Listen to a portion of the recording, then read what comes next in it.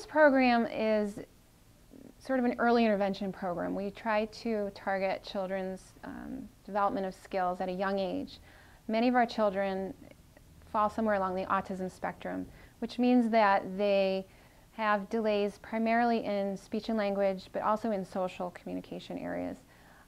They may have difficulty playing with toys. They may engage in a lot of repetitive behaviors that causes them to be very isolated from the world around them.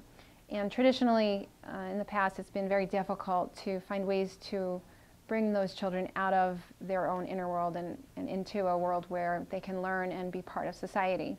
There's a big focus on language and communication.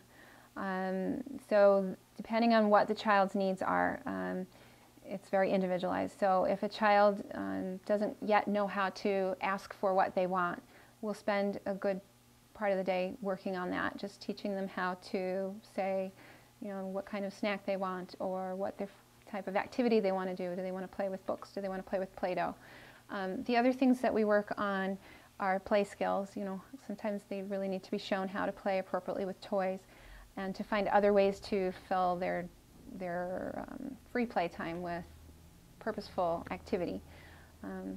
We also work on pre-academic skills, which would be like your colors and your numbers and your shapes, and in some cases some pre-reading skills such as learning the letters of the alphabet and being able to start to spell some words and things like that.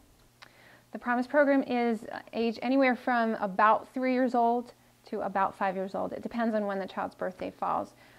Once the child is age eligible for kindergarten, they go back to their home school district. If your child was just diagnosed with autism, first of all, take a moment to spend some time with your child and with your family, and just remember that your child is the same child that they always were. Just because they get a diagnosis doesn't mean that they're somehow different in your eyes. They're still the same child you always knew. And I tell parents that pretty frequently, and I think they have to remember that. The next step I would say is educate yourself. You're going to feel more empowered and more in control of what's happening if you know about it. There's lots of experts in the area these days, which is great, but as much as parents can become the expert on their own child, the more empowered they're going to feel, and the better outcome it's going to have.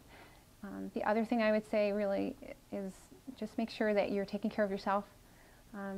Parents can sort of get lost sometimes in taking care of their children, and especially when the child has special needs. So I always say to make sure you get some time alone or doing things that are fun. As parents, we have to really take care of ourselves first in order to be good parents to all our children.